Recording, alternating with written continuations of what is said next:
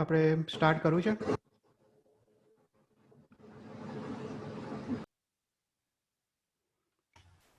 Yes, Shefilbhai. Okay, તો start કરते हैं. हाँ कर ही नहीं है आपने. હા, ઓકે, સારું.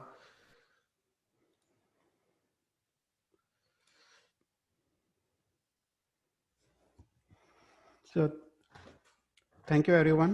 We will start with the fifth session of our Sutra Earth and Rahasya class. So in this class, we will continue with our discussion on Yoga Shastra written by Kalikal Sarvagnya Hemchandracharya. So we'll start with the stuti of Naukar mantra.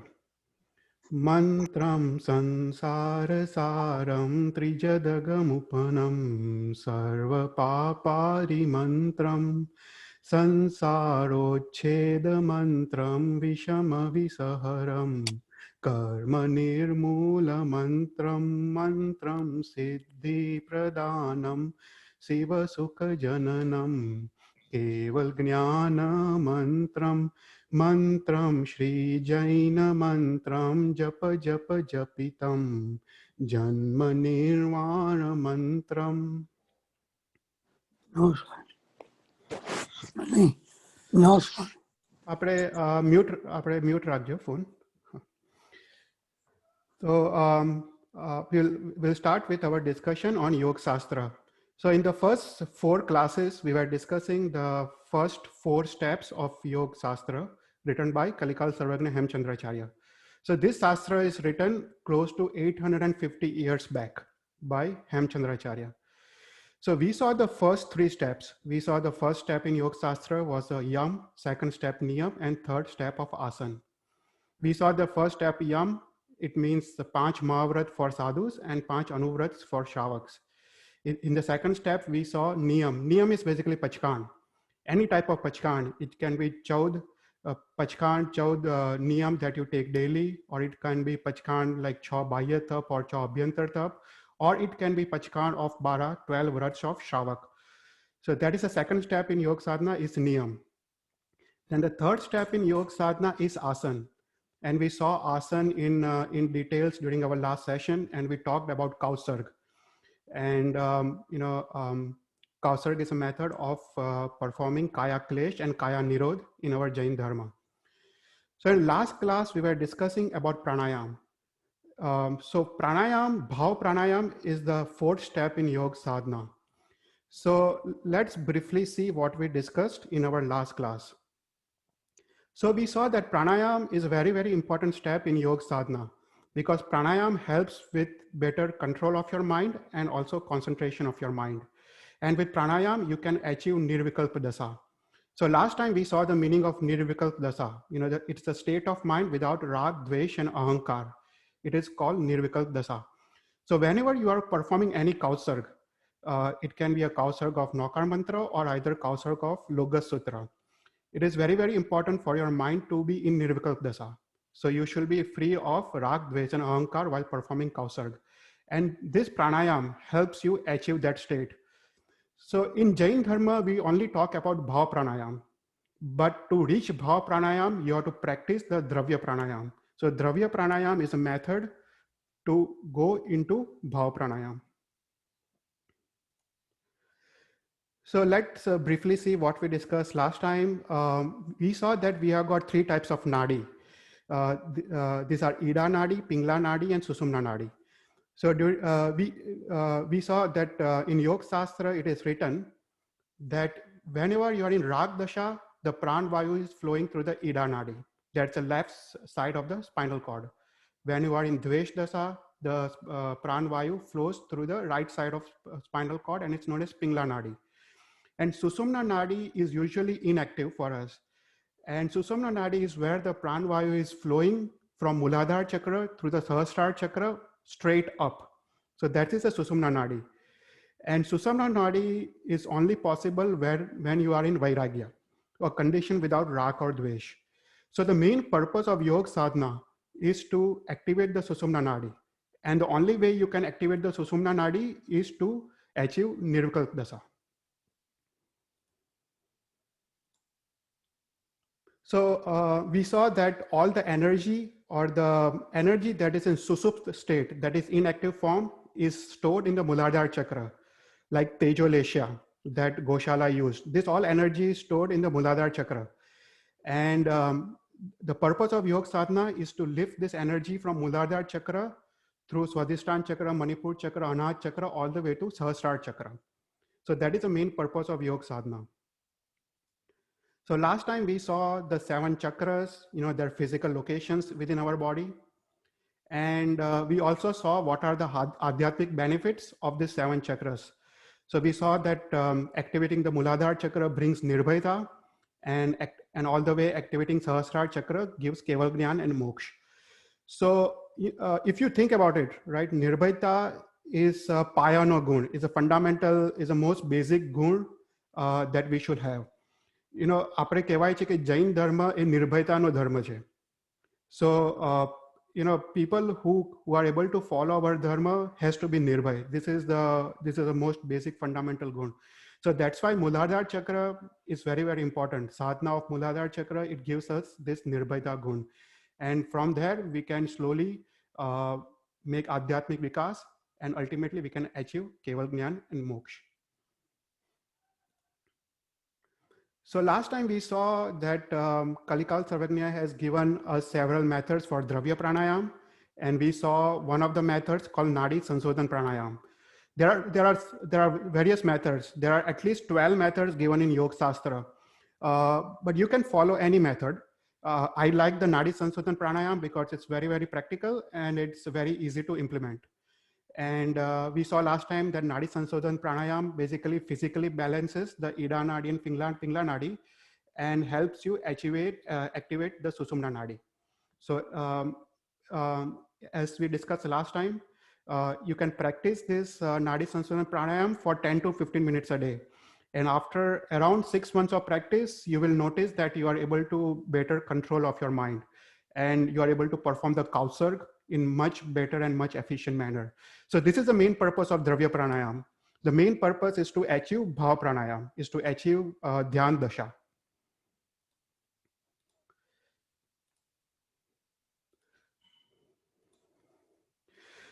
Oh.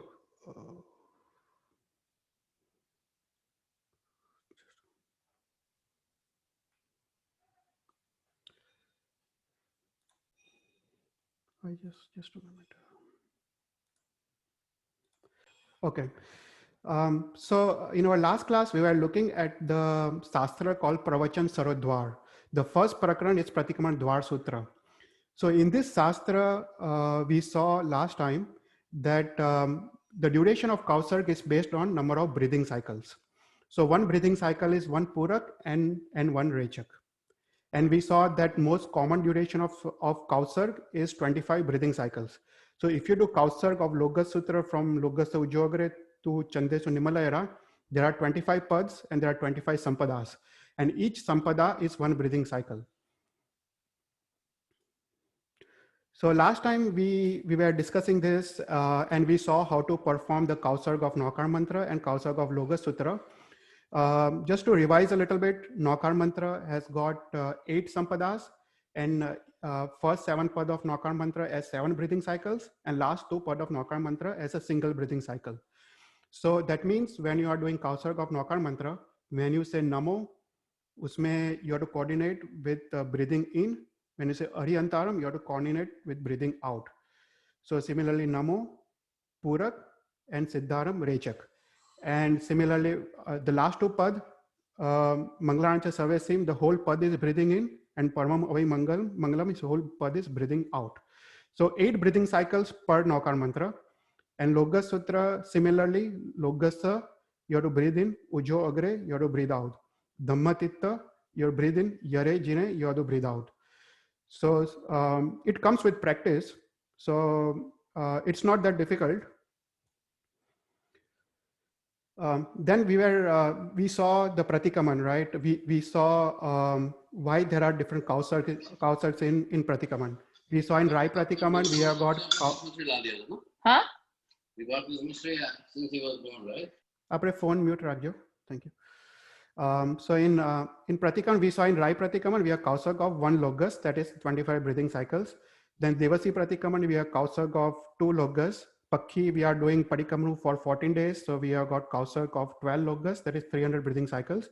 And in Samvatsari Pratikraman, we have Kausarg of 1008 breathing cycles, that is 40 logas plus 1 Nokar.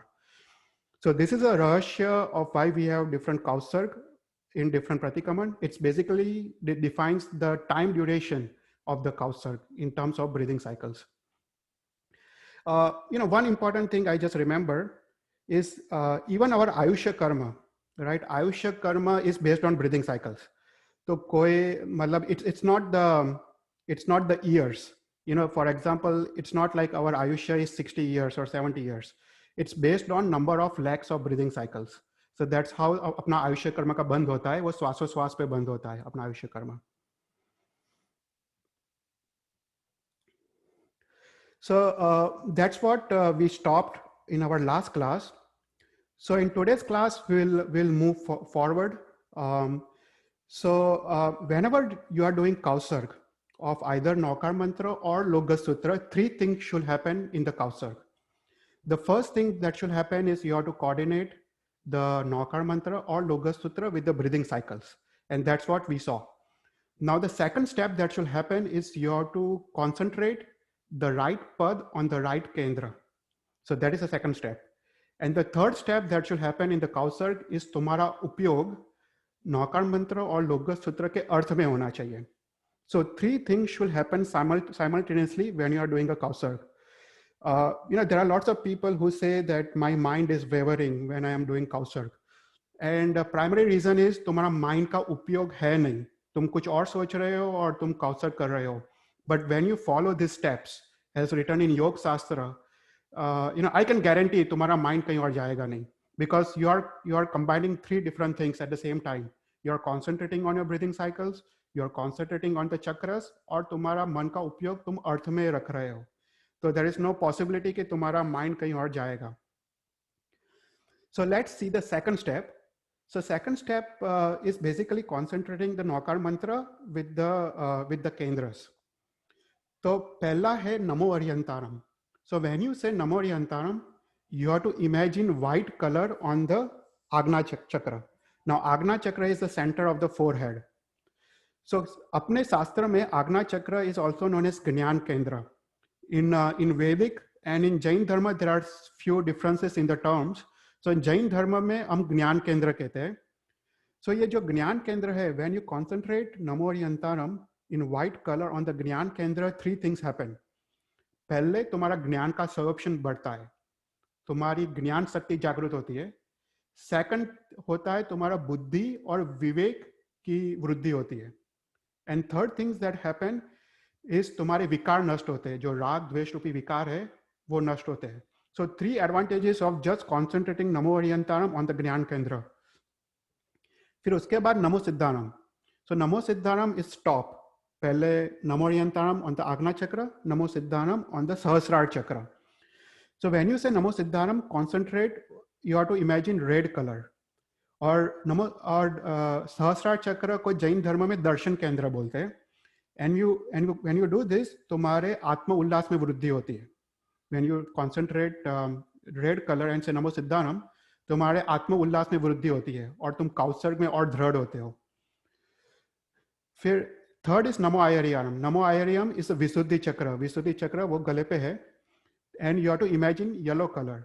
और इससे क्या होता है, इससे तुम्हारे जीवन में विशुद्धि बढ़ती है और तुम्हारी इच्छा शक्ति और वाचना शक्ति प्रबल होती है. देन व्हेन यू से नमो उवज्जायनम, you have to concentrate green colour on the heart. और इट्स नोन एज अनाहत चक्र. अपने जैन धर्म में इट्स नोन एज आनंद केंद्र. And when you do this, तुम्हारे जीवन में आनंद की अनुभूति होती है और शांति की अनुभूति होती है. Then fifth is Namo Loya Savasaram. And Namo Loya Savasaram, you have to imagine in the Manipur chakra is just couple of inches above the navel. Or you have to imagine black color. और ये करने से तुम्हारे जीवन में क्षमा गुण की वृद्धि होती है. टॉलरेंस, क्षमा गुण की वृद्धि होती है. फिर then ऐसो पंच नमुक्कारो सर्व पाव परासरो. You have to imagine the Swadhisthana chakra. Swadhisthana chakra, as you know, is few inches below the navel. तो वहां पे स्वाधिष्ठान चक्र है और उससे वैराग्य प्राप्त होता है. राग द्वेष निकल जाते हैं। और लास्ट इज मंगलाचरण च सर्वसिम परममय मंगलम, और वो तुमको मूलाधार चक्र is the base of the spine. तो वहां पे तुमको व्हाइट कलर इमेजिन करना है और उससे हमने देखा निर्भयता प्राप्त होता है। So this is the second step of काउसर्ग। तो व्हेन यू आर डूइंग काउसर्ग, तुम्हारा उपयोग तुम्हारा केंद्र में होना चाहिए, राइट केंद्र। So that is the second step. And the third step is तुम्हारा नौकार मंत्र का, तुम्हारा माइंड का उपयोग तुम्हारे नौकार मंत्र के अर्थ में होना चाहिए। तो that means when you are saying नमो हरियंतारम, यू हैव टू विजुअलाइज कि तुम हरियंत भगवान को नमस्कार कर रहे हो। व्हेन यू से नमो सिद्धारम, यू हैव टू विजुअलाइज तुम सिद्ध भगवान को नमस्कार कर रहे हो। तो ऐसे he when you say NaMo उज्जायानम, you have to imagine तुम उपाध्याय भगवान को नमस्कार कर रहे हो। And you can also imagine कि उपाध्याय भगवान सभी साधु भगवान को ज्ञान दे रहे हैं, द्वादशांकी बढ़ा रहे हैं। तो you can also visualise that. और नमोलोय सर्वसावरम में यू हैव टू इमेजिन तुम साधु भगवान को नमस्कार कर रहे हो और साधु भगवान स्वाध्याय और पंच महाव्रत में स्थिर है। एंड व्हेन यू से ऐसो पंच नमुक्कारो स्वपाव प्रणासनो, यू हैव टू विजुअलाइज कि तुम्हारे आत्मा में से सभी विकार निकल रहे हैं। सव पाव प्रणासनो मतलब जो भी अशुभ कर्म है, राग द्वेष विकार है, अहंकार है, कषाय है, वो सब तुम्हारे आत्मा से निकल रहे हैं। That's what you have to visualize. And फिर उसके बाद मूलाधार लास्ट में मंगलाचरण च सर्वसिम परममय मंगलम, and you have to visualise कि नौकार सर्वश्रेष्ठ मंगल है और प्रथम मंगल है, और यही नौकार मंत्र ये मेरे को मोक्ष तक ले जाएगा। सो ये तीन चीज you have to do when you are doing काउसर्ग ऑफ द नौकार मंत्र। Anyone, any questions?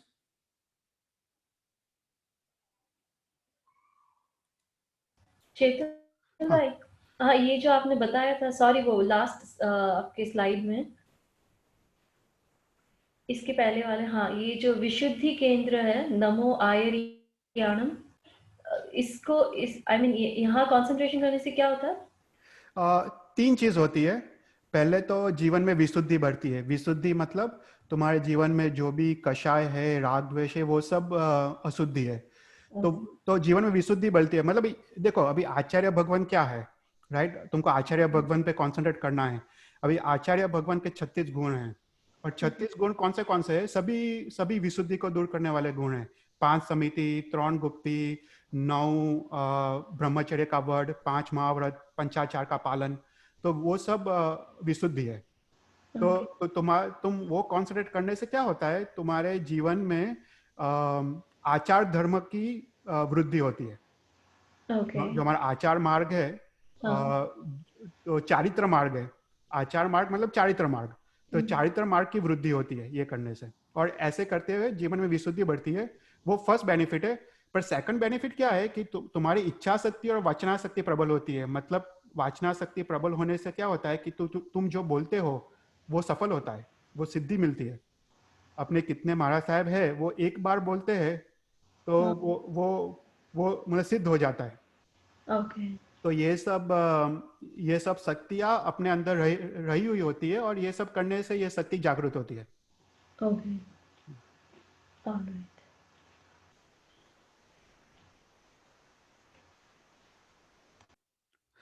ओके, तो ये नौकार मंत्र का था। तो अभी विल गो टू द लोकगत सूत्र। तो लोकगत सूत्र का first step is very very clear, right? Coordinating the लोकगत सूत्र विद ब्रीदिंग साइकिल्स, राइट? जब लोकगत से बोलो तब श्वास लो, उज्जवग्रह बोलो तब रेचक करो। ऐसा पूरा 25 पद तक करना है। अभी second step. So second step में देयर आर 2 मेथड्स। तो योग शास्त्र में there are 2 methods given to do the लोकगत सूत्र, और इसमें काफी रहस्य छुपे हुए हैं। विल गो इनटू रहस्य इन सम टाइम।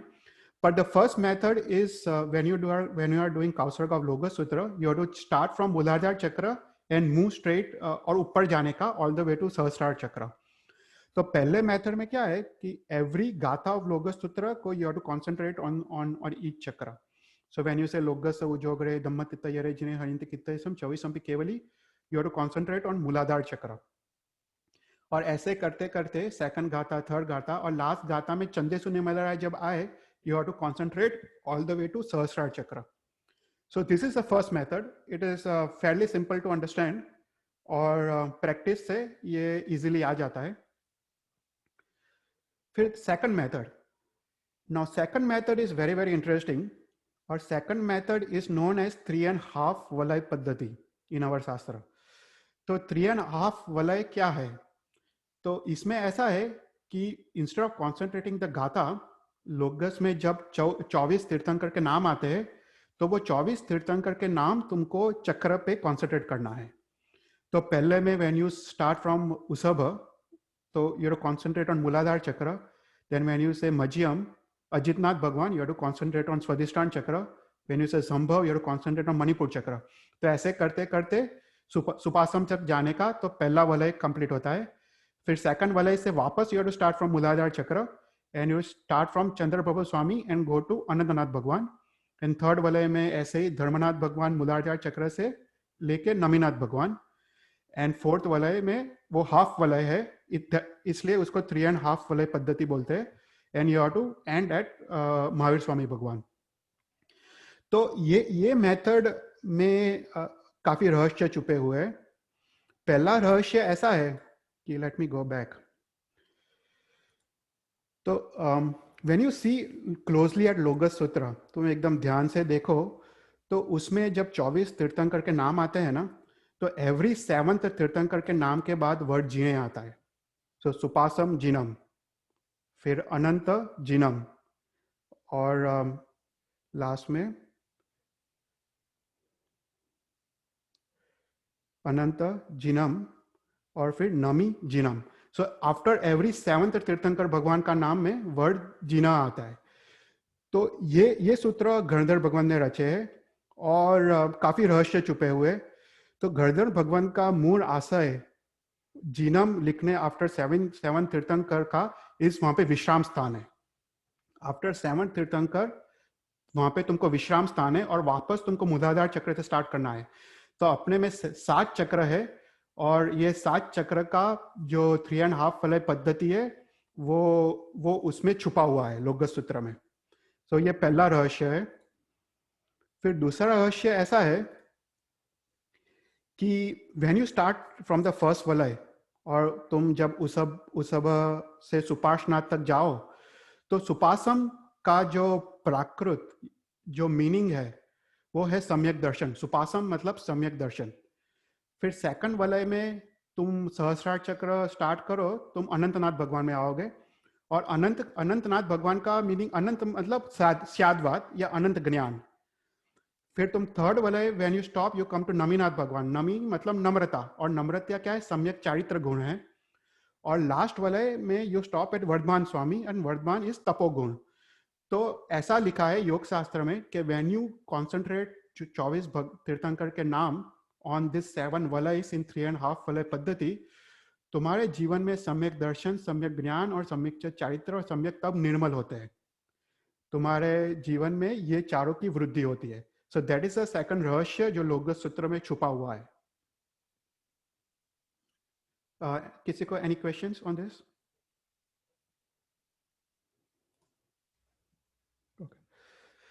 तो लोगस सूत्र, राइट, अभी हमने देखा नौकार मंत्र का and we saw the meaning of Navkar मंत्र. हमने भी डिस्कस द 5 रहस्यस ऑफ नौकार मंत्र. तो ऐसे ही लोगस सूत्र is very very deep and very very powerful. ऐसे तो ये जो ललित विस्तार ग्रंथ है वो हरिभद्र सूरी महाराज साहब ने रचा है 1300 ईयर्स पहले, 1300 ईयर्स पहले. वो ललित विस्तार ग्रंथ में नमोत्तरम सूत्र, लोगस सूत्र, ये सभी चैत्यवदन सूत्र के अर्थ लिखे हैं. और वो अर्थ इतने डीप है कि लोगस सूत्र का अर्थ क्लोज टू 300 पेजेस तक जाता है, जस्ट लोगस सूत्र का अर्थ. और एक एक पद का अर्थ 25, 30, 40 पाने तक जाता है. So it's very very deep and very very powerful. तो लेट्स लुक एट द अर्थ ऑफ लोगस सूत्र. तो क्योंकि तुमको काउत्सर्ग में you have to keep your उपयोग ऑन द लोगस सूत्र, तो this is the third step in your काउत्सर्ग. तो लोगस सूत्र इज नोन एज काफी नाम से नाम स्तव सूत्र, चतुर्विंशति सूत्र और 24 संतोष सूत्र. तो लोगस सूत्र में it's a stavana of 24 तीर्थंकर भगवान. And in Logas Sutra, we are asking for 4 things. We are asking for भाव आरोग्य. भाव आरोग्य मतलब निर्विकल्प दशा, राग द्वेष बिना स्थिति, उसको भाव आरोग्य बोलते हैं. फिर second thing we are asking is समाधि मरण. Third thing, we are asking for samyaktva, bodhi. And fourth thing, we are asking for मोक्ष, सिद्धा सिद्धि ममदी संतु. तो हम सिद्ध भगवान को हम सिद्धि की मांगनी कर रहे हैं, मोक्ष की मांगनी कर रहे हैं. So these are the four things we are asking in Logos Sutra. तो लोगस सूत्र कहा जाता है, it's considered as most powerful सूत्र इन अवर जैन धर्म. तो इसलिए हमको काउसर्ग लोगस सूत्र का है. अगर only if you do not know Logassa सूत्र देन ओनली यू डू काउसर्ग ऑफ नौकार मंत्र. पर हमको काउसर्ग हमको आता हो तो लोगस सूत्र का ही करना है. तो we will see the meaning of Logassa सूत्र. तो हरियन भगवान के 12 गुण है. I think you might all know all the 12 गुण्स. उसमें 8 प्रतिहार्यस है जो देव देते. सो 8 प्रतिहार्यस एंड 4 अतिशयस. तो 4 अतिशयस है वो है ज्ञान अतिशय, वाचना अतिशय, अपयागमन अतिशय और पूजा अतिशय. सो फर्स्ट गाथा ऑफ लोगस सूत्र डिस्क्राइब्स दिस 4 अतिशय. तो लोगस उजोगरे डिस्क्राइब्स द ज्ञान अतिशय, धम्म तित्तयरे डिस्क्राइब्स द वाचना अतिशय, द वर्ड जीरे describes the apayagaman atishay, and Aryant Kittayam describes the puja atishay of Jineshwar Bhagwan. तो ये चारों 4 अतिशय का वर्णन पहली गाथा में आता है. So let's see the meaning of first लोगस उजोगरे. तो लोगस मतलब क्या? लोगस मतलब 14 राजलोक और उजोगरे मतलब प्रकाशित करने वाले. तो लोगस उजोगरे का लिटरल मीनिंग है 14 राजलोक को अपने ज्ञान रूपी प्रकाश से प्रकाशित करने वाले इस लोगस उजोगरे. तो व्हेन यू से लोगस उजोगरे यू आर टू इमेजिन और विजुअलाइज तीर्थंकर परमात्मा इन द फॉर्म ऑफ सूर्य.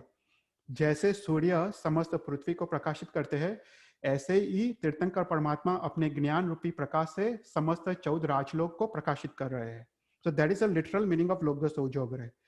तो अभी देखते हैं कि शास्त्र मीनिंग क्या है लोगस उजोगरे का. तो लोगस उजोगरे में 2 वर्ड है, लोगस एंड उजोगरे. तो लोगस का अर्थ है लोक. तो लोक का अर्थ क्या है? तो उत्तरायण सूत्र के 28वें अध्यायन में उसका अर्थ दिया है भगवान महावीर ने. तो उसमें लिखा है सद द्रव्यात्मक 14 राजलोक को लोक कहते हैं. तो सद द्रव्यात्मक जिसमें 6 द्रव्य है, जीव द्रव्य, अजीव द्रव्य मतलब पुद्गल, धर्म, धर्मास्तिका, अधर्मास्तिका, आकाश एंड काल द्रव्य. तो सद द्रव्यात्मक 14 राजलोक को उसको लोक कहते हैं. So that is the meaning of Logassa. फिर दूसरा है उज्जोअग्रे. तो उज्जोअग्रे का 2 मीनिंग है. देयर इज अ द्रव्य उद्योत एंड भाव उद्योत. तो द्रव्य उद्योत क्या है? तो whenever there are 5 कल्याणक्स ऑफ तीर्थंकर परमात्मा. So you all know the 5 कल्याणक, राइट? च्यवन कल्याणक से लेके मोक्ष निर्वाण कल्याणक तक. देयर इज अ द्रव्य प्रकाश इन समस्त 14 राजलोक. दिस इज अ फिजिकल प्रकाश that actually happens in the समस्त 14 राजलोक. तो बोलते हैं कि ये जो प्रकाश है वो कैसा होता है. तो इसका डिस्क्रिप्शन शास्त्र में आता है कि पहले नरक में यह प्रकाश शरद ऋतु के सूर्य की तरह होता है जिसमें कोई क्लाउड्स नहीं है, एकदम ब्राइट. सेकंड नरक में it's like Sharad Ritu Surya with clouds. फिर थर्ड नरक में इस शरद ऋतु चंद्र विदाउट क्लाउड्स. और फोर्थ नरक में इस like Sharad Ritu Chandra with clouds, तो क्लाउडी नाइट को. फिफ्थ नरक में it's like Prakash of the ग्रह, जैसे प्लैनेट्स जैसे ब्राइट होते हैं ना, मार्स और वो सब, ऐसा प्रकाश होता है. और सिक्स्थ नरक में वो नक्षत्र जैसा प्रकाश होता है. और 7th नरक में स्टार्स जैसा प्रकाश होता है.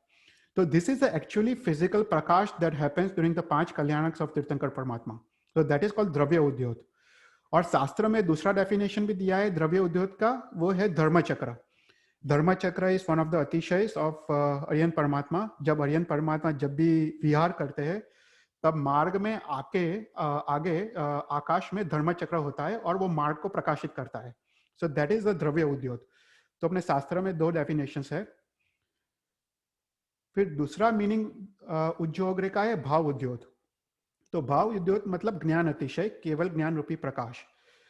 तो अरियन परमात्मा जगत के 14 राजलोक के समस्त द्रव्य के समस्त कार के समस्त पर्याय प्रति समय ज्ञान होता है.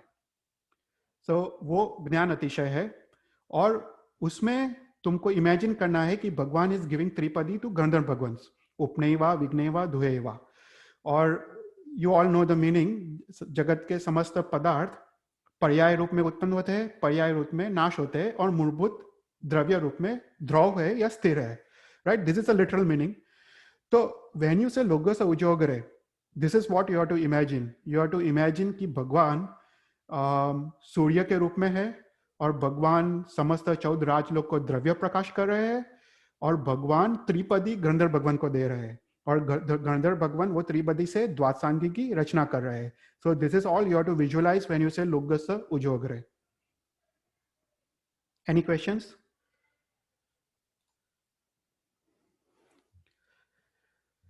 फिर दूसरा है धम्मतित्तयरे. So Dhammatittayare describes the Vashna Atishay of तीर्थंकर परमात्मा. So Dhammatittayare मतलब क्या? धर्म तीर्थ की स्थापना कर रहे हैं, मतलब चतुर्विध संघ की स्थापना कर रहे हैं. साधु, साध्वी, श्रावक, श्राविका रूप चतुर्विध संघ की स्थापना कर रहे हैं. So that is the literal meaning of Dhammatittayare. So again, Dhammatittayare में भी there are two words. There is dharma and there is tirth, right? So what is the शास्त्रज्ञ definition of dharma and tirth? हम लोग कुछ भी definition करते हैं, कोई हमको पूछे कि what is the meaning of dharma, हम कुछ भी definition बोलते हैं, but you have to know the actual definition of dharma. तो धर्म का definition again उत्तराध्यान सूत्र में दिया है और 10 वैकल्पिक सूत्र में दिया है. तो उत्तराध्यान सूत्र में भगवान महावीर ने धर्म का definition दिया है. धर्म is one that lifts the जीव from दुर्गति to a शुद्ध स्थान. जो मोक्ष तक ले जाता है वो धर्म. कोई भी जीव को दुर्गति से मोक्ष तक ले जाने वाला हो उसको धर्म कहते हैं. That is a literal definition of धर्म. फिर दूसरा डेफिनेशन ऑफ धर्म वो 10 वैकल्पिक सूत्र में सुधर्मा स्वामी ने दिया है. और सुधर्मा स्वामी ने 10 वैकल्पिक सूत्र में बोला है कि अहिंसा, संयम एंड तप रूप धर्म. तो बोला है कि जो भी जीवन में ये चीज का पालन करता हो, जो जीवन में अहिंसा का पालन करता हो, जीवन में संयम मतलब अगेन राग, द्वेष और अहंकार के बिना, मतलब निर्विकल्प दशा, और तप मतलब उसमें दोनों आ जाता है, बाह्य तप एंड अभ्यंतर तप. तो ये तीन चीज का जो पालन करता है उसको धर्म कहते हैं. So that is a simple definition given in our first आगम 10 वैकल्पिक सूत्र. और फिर सेकंड वर्ड है तीर्थ, राइट? तीर्थ मतलब क्या? तो तीर्थ का भी दो डेफिनेशन है, उसमें जंगम तीर्थ है और स्थावर तीर्थ है, और द्रव्य तीर्थ एंड भाव तीर्थ, ऐसा भी डेफिनेशन है. पर जंगम तीर्थ मतलब क्या? जंगम तीर्थ मतलब जो मोबाइल तीर्थ, जो हिलने वाला तीर्थ. तो साधु और साध्वी भगवान को जंगम तीर्थ बोलते हैं. तो अपने शास्त्र में साधु और साध्वी को भी तीर्थ की उपमा दी है. और दूसरा है स्थावर तीर्थ. स्थावर तीर्थ you all know, right? It's a Palitana, Shatrunjay, जो भी फिजिकल तीर्थ है वो स्थावर तीर्थ बोलते हैं. सो व्हेन यू से धम्मतित्तयरे, तो वो basically you have to imagine कि भगवान इज सिटिंग इन समोशरण, एंड भगवान अपने 35 अतिशय युक्त वाणी से देशना दे रहे हैं. सो दैट इज अ वासना अतिशय, और वो धर्म तीर्थ की स्थापना कर रहे हैं.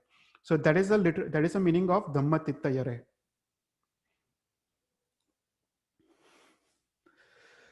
तो व्हाट इज द वासना अतिशय?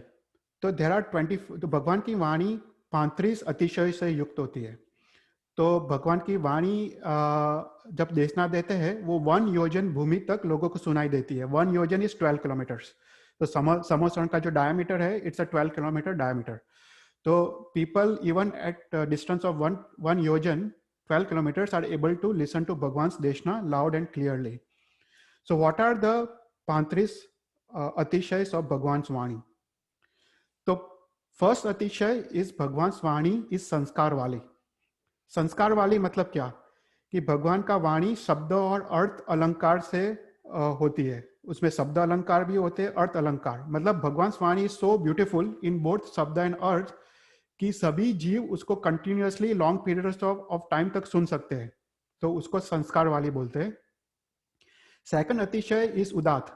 उदात मतलब लाउड एंड क्लियर, 1 योजन भूमि तक सबको सुनाई देती है. फिर थर्ड है उपचार प्रेरित. उपचार प्रेरित मतलब people who are listening to भगवान देशना. भगवान का देशना जो लैंग्वेज में होती है it's appreciated even bye pandits. मतलब उसमें कोई स्लैंग्स या कोलोकियल टर्म्स नहीं होता है. जो उनकी भाषा होती है वो प्रशंसनीय होती है इवन पंडितों के लिए. तो उसको उपचार प्रेरित बोलते हैं. फिर फोर्थ इज मेघ गंभीर. मेघ गंभीर ऐसा मतलब डीप ऐसा थंडर, मतलब मेघ की गर्जना. पता है तुम ये माता मरो देवी का नंद जो स्तवन गाते हो उसमें आता है, त्रिगड़े बैसी धर्म कहंता सुने पर्शदा बार, जोजन गामिनी वाणी मीति वर्संती जलधार। ये वर्संती जलधार मतलब ये मेघ गंभीर। फिर उसके बाद फिफ्थ है प्रतिनाद युक्त। प्रतिनाद युक्त मतलब उसमें परफेक्ट रेजोनेंस होता है। जो एको आता है ना, जब म्यूजिक गाते हैं या उसमें जो एको होता है वो एको परफेक्ट होता है, तो उसको प्रतिनाद युक्त बोलते हैं। फिर सिक्स्थ है दाक्षिण। दाक्षिण मतलब एकदम सिंपल होती है, एकदम कॉम्प्लेक्स टॉपिक्स होते हैं पर very very simple to understand. फिर सेवंथ है राग युक्त। भगवान का देशना मालकोंस राग में होता है, और मालकोंस राग एक ऐसा राग है तुम घंटों तक उसको सुन सकते हो और तुमको कुछ भूख तरस और कुछ लगता नहीं है। फिर एथ है माँ अर्थ, मतलब वो it has got profound deep and powerful meaning. फिर उसके बाद है आव्याघात, फ्री ऑफ एम्बिग्विटी, मतलब कहीं पे विरोधाभास नहीं होता है। भगवान का एक सेंटेंस और दूसरा सेंटेंस, कहीं पे दो सेंटेंस के बीच कोई भी विरोधाभास नहीं होता है। फिर उसके बाद शिष्ट। शिष्ट मतलब इट्स लाइक एकदम सज्जन या महा नोबल पर्सन इज स्पीकिंग, और वो सिद्धांत कहीं पे सिद्धांत के विरुद्ध कुछ नहीं होता है, वो सिद्धांत की प्ररूपणा होती है, उसको शिष्ट बोलते हैं। फिर असंदेहकर। असंदेहकर मतलब लोगों के जो डाउट्स है वो सब निकल जाते हैं भगवान की वाणी सुन के। फिर अन्योत्तर रहित, मतलब भगवान की देशना कोई भी डिस्प्रूव नहीं कर सकता है, कोई भी पंडित या कोई भी ज्ञानी भगवान की देशना को डिस्प्रूव नहीं कर सकता है। हृदय गम्य, एक्सट्रीमली प्लेजिंग, वो अपने हृदय तक चली जाती है, डायरेक्ट अपने अंदर उतर जाती है। फिर सकांक। सकांक मतलब इट इज स्ट्रीमलाइंड, मतलब वेन एवर भगवान इज स्पीकिंग एवरी सेंटेंस और दूसरे सेंटेंस एकदम कंटिन्यूअस फ्लो की तरह बह रहा है, कहीं पे रुकावट नहीं है। फिर उचित, वो द्रव्य क्षेत्र कार और भाव से उचित है। तत्वनिष्ठ मतलब फुल ऑफ तत्व एंड मीनिंग। अप्रकीर्ण मतलब स्ट्रिक्टली रेलेवेंट टू टॉपिक, मतलब वो जो भी भगवान बोल रहे हैं उसका एक्सप्लेनेशन जो होता है, explanation is neither big neither small, वो परफेक्ट एक्सप्लेनेशन होता है।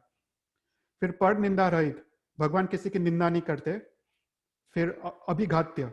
अभिघात्य मतलब एवरीवन कैन अंडरस्टैंड भगवान देशना, तो तिर्यंच के जो जीव है वो अपनी मति और श्रुत ज्ञान के हिसाब से वो लोग को समझ पड़ता है, और जो 14 पूर्वी जो बैठे हैं उनको अपने लेवल से समझ पड़ता है। फिर उसके बाद मधुर। मधुर मतलब एकदम स्वीट, कि वो सुनने वाले श्रोता को भूख तरस टायर्डनेस बोर्डम कुछ अनुभूति नहीं होती है। फिर प्रशंसनीय, एकदम प्रशंसनीय होती है, सब लोग भगवान वाणी की प्रशंसा करते हैं और लाखों और करोड़ों लोग भगवान की वाणी देशना सुनने के लिए आते हैं। फिर उसके बाद अमर्मवेदी। अमर्मवेदी मतलब किसी का रहस्य नहीं खोलते भगवान।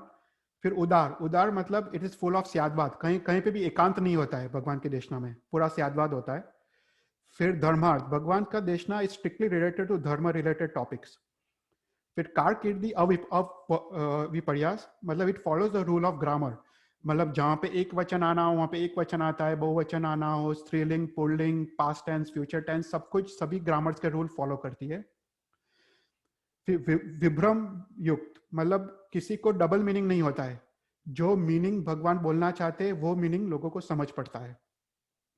फिर चित्रकारी, मतलब लोगों को जिज्ञासा आती है भगवान की वाणी सुनने में, लोगों को लगता है ठीक है अभी नेक्स्ट क्या आने वाला है, नेक्स्ट क्या आने वाला है, वो ऐसा उनको कंटिन्यूस सुनने की उत्सुकता होती है। अद्भुत। अद्भुत मतलब इट्स एक्स्ट्राऑर्डिनरी, वेरी ब्यूटीफुल। फिर अनीति विलंब, मतलब कहीं पे भी पॉजेस नहीं होते भगवान की वाणी, इट्स फ्लोइंग, कहीं पे भी छोटे भी पॉजेस नहीं होते। फिर उसके बाद है अनेक जाति विचित्र, मतलब उसमें काफी इंटरप्रिटेशंस होते हैं, मतलब हमको कोई क्वेश्चन आया, हम लोग हमारे क्वेश्चन का आंसर हम लोग जो सेंटेंस से ले पाएगा वही सेंटेंस से कोई चौथ पूर्वी को कोई डाउट है उसमें उसका आंसर होगा, मतलब एक ही सेंटेंस में सभी को अपने डाउट्स क्लियर हो जाते हैं अपनी अपनी इंटरप्रिटेशंस के हिसाब से। फिर उसके बाद आरोपित विशेषता, मतलब every sentence that भगवान speaks is more and more wishes than previous sentence, मतलब उसमें ज्यादा मीनिंग होता है previous sentence से।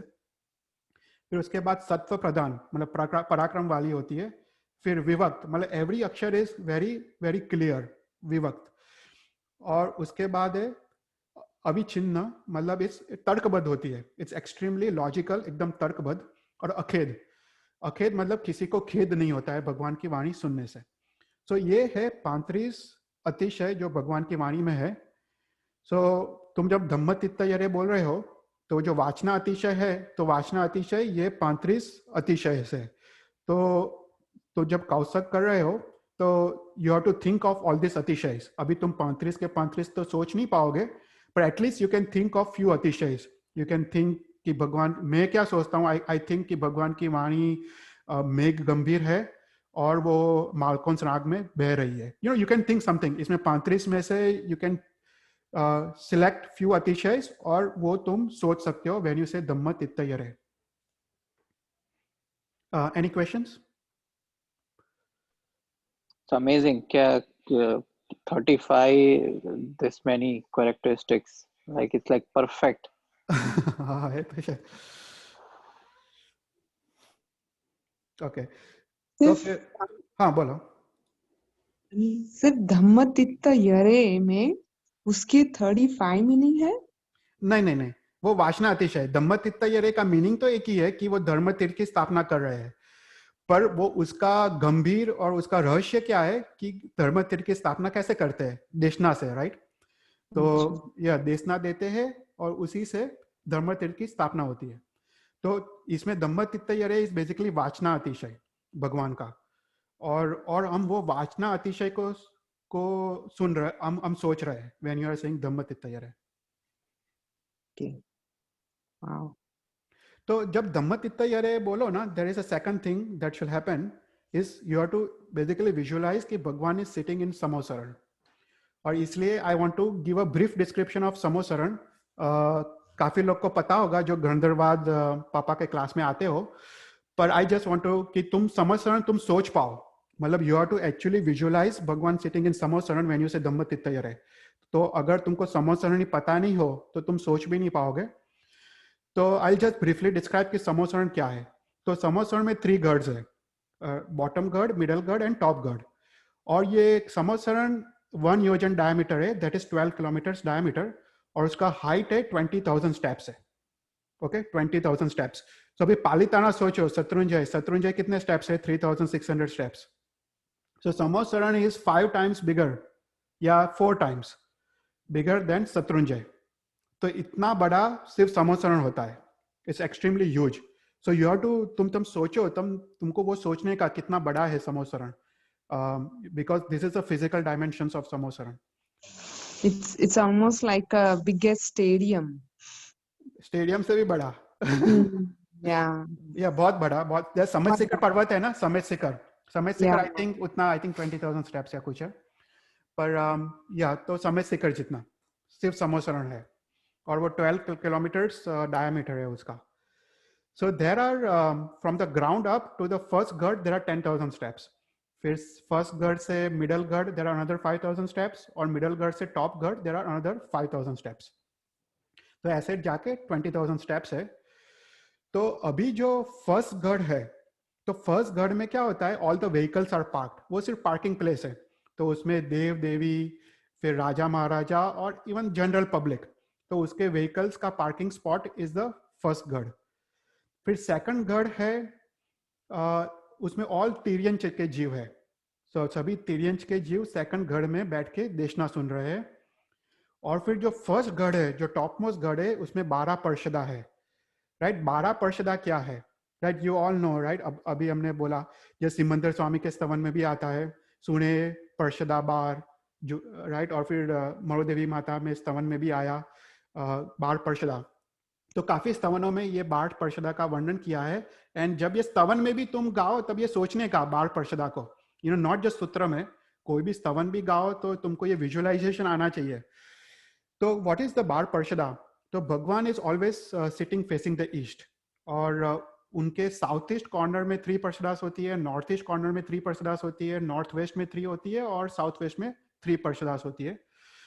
तो पहला है भगवान के राइट हैंड साइड जो साउथ ईस्ट कॉर्नर है, तो उसमें पहले पार्षदा में गंधर्व भगवंत और केवल ज्ञानी भगवंत बैठे हैं। सबसे आगे गंधर्व भगवंत, उसके पीछे केवल ज्ञानी भगवंत, वो फर्स्ट पार्षदा। सेकंड पार्षदा में साधु और साध्वी भगवंत, और थर्ड पर्षदा में वैमानिक देविया। तो पहले में घरधर केवल ज्ञानी, सेकंड में साधु साध्वीस एंड थर्ड में वैमानिक देवी। फिर जो नॉर्थ ईस्ट कॉर्नर है उसमें अगेन 3 पर्षदा है। उसमें आगे सबसे आगे राजा महाराजा बैठते हैं, पीछे सेकंड पर्षदा में श्रावक और श्राविकास, और थर्ड पर्षदा में वैमानिक देव। तो that is the north east corner. फिर उसके बाद नॉर्थ वेस्ट कॉर्नर में 3 टाइप्स के देव होते हैं, भवनपति, व्यंतर एंड ज्योतिष देव बैठते हैं, वो 3 पर्षदा होती है। और फिर जो साउथ वेस्ट कॉर्नर है नैऋत्य कोण, उसमें 3 पर्षदा अगेन भुवनपति, ज्योतिष और वंतर की देवियां होती है। तो दिस आर द 12 पर्षदास that are sitting in the first गढ़, right. So this is the basic construction of समोसरण। तो लेट्स सी कि समोसरण कैसे कंस्ट्रक्ट होता है। तो समोसरण ना, it's constructed by 4 types of देव। तो इट्स कंस्ट्रक्टेड इन 1 योजन भूमि, दैट इज 12 किलोमीटर्स। तो उसमें क्या होता है कि पहले वायु देवता आते हैं and it clears the complete भूमि, तो भूमि को पूरा साफ कर देते हैं वायु देवता। फिर उसके बाद मेघ देवता आते हैं और वो सुगंधी बारिश करते हैं, तो एकदम चारों तरफ सुगंध फैल जाती है पूरे 1 योजन भूमि में। फिर ऋतु कुमार देवता आके वो फूलों की वर्षा करते हैं। ना भी ये सोचने का, ये फूलों की वर्षा में ना ये फूलों को थोड़ा भी पीड़ा नहीं होती है, भगवान के अतिशय ही है। तो जैसे अपयागमन अतिशय की बात करेंगे, ये भगवान के अतिशय के फूलों को थोड़ा भी दुख की अनुभूति नहीं होती है, पर ऊपर से उनको सुख की अनुभूति होती है। तो ऋतु कुमार देवता 5 टाइप के फूलों की वर्षा करते हैं। फिर उसके बाद व्यंतर देवता आके बॉटम का बेस बनाते हैं। पूरे 1 योजन भूमि में वो सुवर्ण का बेस होता है, गोल्ड का बेस, वो व्यंतर देवता आके वो पूरा बेस बनाते हैं और पूरा उस पे समोसरण कंस्ट्रक्शन होता है। जो फर्स्ट गढ़ है इट्स क्रिएटेड बाय भुवनपति देवता। तो ये गढ़ is made up of silver and with borders of gold, मतलब पूरा चांदी का होता है और उसमें सोने की बॉर्डर्स होती है। और हमने बोला कि there are 10,000 steps from the ground floor to this floor, और यहाँ पे all the vehicles are parked. और यहाँ पे there are 10,000 steps in 4 directions, मतलब टोटल 40,000 स्टेप्स है। सो 10,000 10,000 और चारों दिशा में 10,000 स्टेप्स है। एंड देयर आर 4 द्वार्स। So you have to imagine 4 द्वार है और हर एक द्वार पे 2 द्वारपाल खड़े हैं। सो टोटल देयर आर 8 द्वारपाल्स, 4 द्वार्स एंड 40,000 स्टेप्स। और ये गढ़ में व्हीकल्स को पार्किंग किया है। फिर सेकंड गढ़ जो है वो ज्योतिष देवता क्रिएट करते हैं and it's made up of gold, और उसमें जो बॉर्डर्स या जो डेकोरेशंस होता है वो रत्न का होता है। And again there are 5,000 steps from the first गढ़ टू मिडल गढ़। और इसमें जो द्वारपाल होते हैं वो देवीस होती है।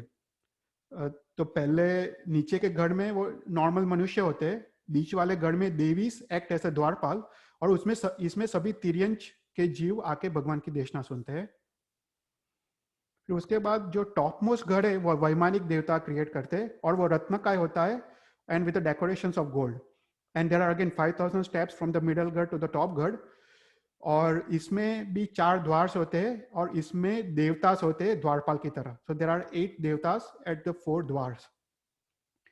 तो इसमें जब भगवान समोसरण में एंटर होते हैं वो पूर्व दिशा से एंटर होते हैं, और आफ्टर एंटरिंग वो अशोक वृक्ष का 3 प्रदक्षिणा देते हैं और वो नमो तित्तस्य बोलते हैं, मतलब वो तीर्थ को नमस्कार करते हैं, मतलब चतुर्विध संघ को नमस्कार करते हैं।